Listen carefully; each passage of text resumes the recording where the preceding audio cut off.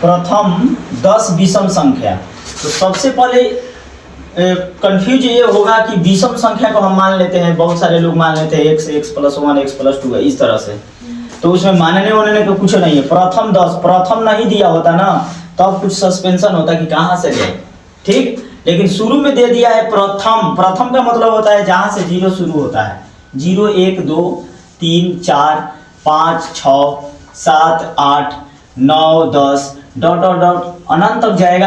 हमको केवल 10 विषम संख्या लेना है। कितने लेना है? 10 विषम संख्या लेना है। अब इसमें ढूंढेंगे कि विषम संख्या कौन कौन है।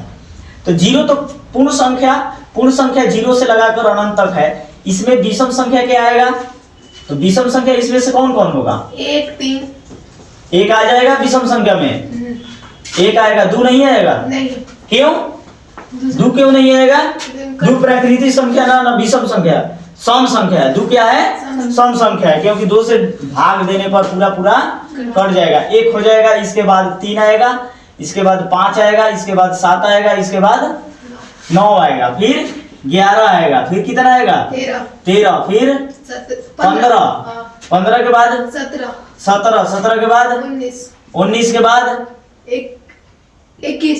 21 ना, कै को हुआ? 1 2 3 4 5 6 7 8 9 10, यानी 19 तक हो गया। ये 10 को विषम संख्या हो गया।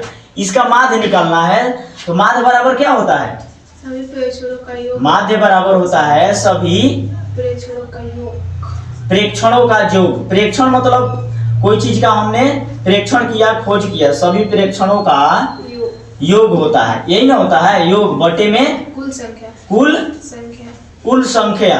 अब रही बात कि जब ऑब्जेक्टिव क्वेश्चन में देगा, 4 ऑप्शन देगा, तो इतना तुल कमान नहीं करना है। डायरेक्ट हम रफ पेज पर क्या करेंगे, उसको 10 प्राकृतिक विषम संख्याओं का योग करेंगे। 1 + 3 प्लस क्या है 5 + 7 + 9 + 11 + 13 + 15 + 17 + 19, यही ना करेंगे। अब बटे में क्या लगा देंगे?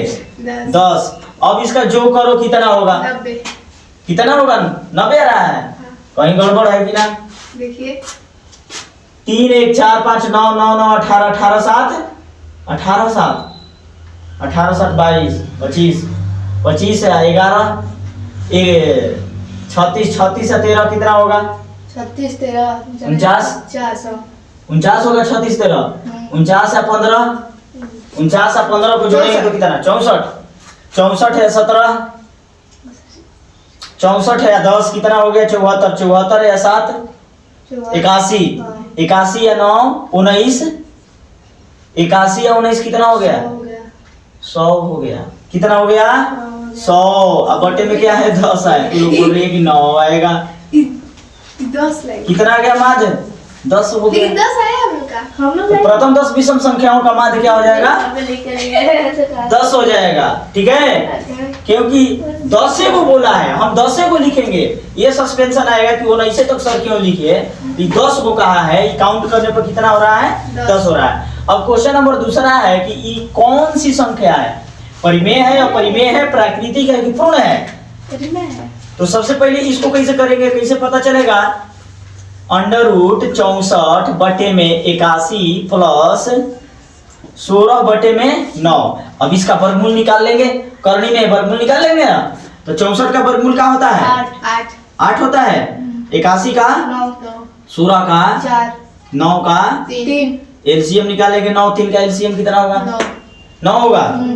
9 होगा। 9 से 9 कटा, एक बार में 1 में 8 से गुणा करेंगे 8 3 के 9 3 बार में 3 चौका 12 8 कितना हो गया? 20 बटे में 9। अब ये परिमेय है कि अपरिमेय है? परिमेय संख्या है। इसको बोल देंगे कि क्या है? परिमेय संख्या है।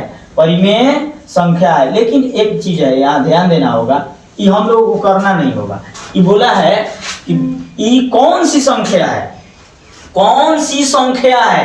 परिमेय है कि अपरिमेय है? तो थोड़ा यही ध्यान दे देंगे कि यही ध्यान देना है कि बाबू 64 का भी वर्गमूल निकलेगा, 81 का भी वर्गमूल निकलेगा और 16 का भी वर्गमूल निकलेगा, 9 का भी वर्गमूल निकलेगा।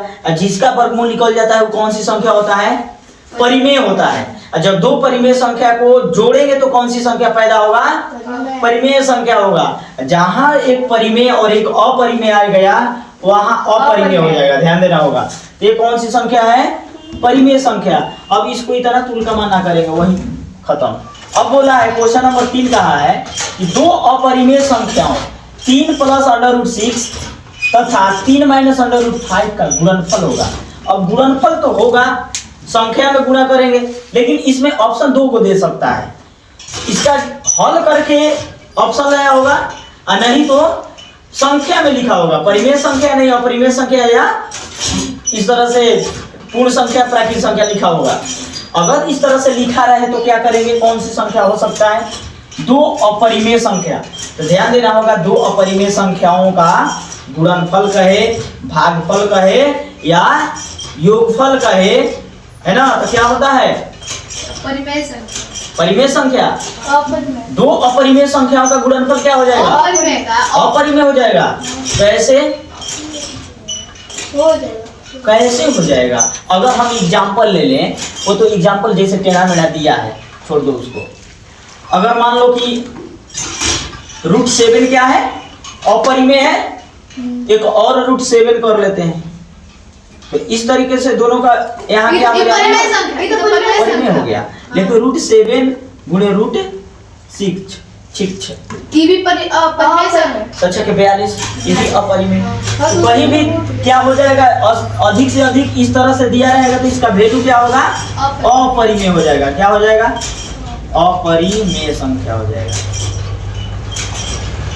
जब सेम संख्या हो, ध्यान देना होगा, जब सेम संख्या हो और दोनों अपरिमेय हो और गुणनफल करेंगे तो क्या आएगा? परिमेय आएगा। भाग देंगे तो भी क्या होगा? परिमेय संख्या हो जाएगा। अब इसको हल करके देखें, 3 प्लस √6 अगर देखो हल करके 3 प्लस √6 को ऐड करो, 3 माइनस √5, 3 3 तो 6 हो गया, 6 प्लस √6 माइनस √5। अभी तो ऐड होगा नहीं, जब भी आएगा तो अभी इतना ही। तो ये अपरिमेय संख्या है, अपरिमेय संख्या है। अब देखो ये कौन सी संख्या है? क्वेश्चन नंबर 4, √10 गुणे √15 कैसी संख्या है? अब गुना करेंगे तो 15 में 150 का फैक्टर करेंगे। और उतना गुना कहाँ करने जाना है? डायरेक्ट हम क्या कर सकते हैं? 10 का फैक्टर कर दो और 15 का फैक्टर करो। 10 का करेंगे तो 2 गुणे 5, इसका करेंगे तो 3 गुणे 5। 5 डबल हुआ कि नहीं? दोनों तो करनी में है, अपरिमेय संख्या है। ये दोनों करनी में है। ये दोनों में से एगो 5 बाहरी आ जाएगा, अंडर रूट में क्या बचेगा? 2 गुणे 3 यानी 5 अंडर √6। ये कौन सी संख्या है? अपरिमेय। तो अपरिमेय संख्या है। क्या हो जाएगा? अपरिमेय संख्या है। ठीक है, आंसर हो जाएगा। क्वेश्चन नंबर 5 है, यदि 156 बराबर 2⁻x into 3⁻y into 13⁻z हो तो x plus y plus z का मान होगा। अब इसका मान कैसे निकालेंगे? इसका मान कैसे निकालेंगे? तो कुछ भी ज्यादा तिल का मान नहीं करना है। 156 का हम फैक्टर करते हैं, 156 का फैक्टर करते हैं। 156 का फैक्टर करेंगे क्या आएगा? अगर 156 का करेंगे तो 2 से कटा लेते हैं, 2 से 2 7 14, 2 8 16, फिर 2 3 6, 2 9 18, 3 13 39। यानी 156 का किए तो 156 के साइड में हम क्या लिख सकते हैं? 2 गुणे 2 गुणे 3 गुणे 13 बराबर x पर 2 पर पावर x, 3 पर पावर y, z पर पावर 13 पर पावर z। यही ना है। अब x plus y plus z का अगर मान हमको पता हो जाएगा तो x plus y plus z का मान आ जाएगा कि नहीं आ जाएगा? तो 2 पर पावर क्या बना? 2 बना। 3 पर पावर क्या बना? 1 बना। 13 पर पावर क्या बना? 1 बना। और यहाँ z 2 पर पावर क्या है? x है।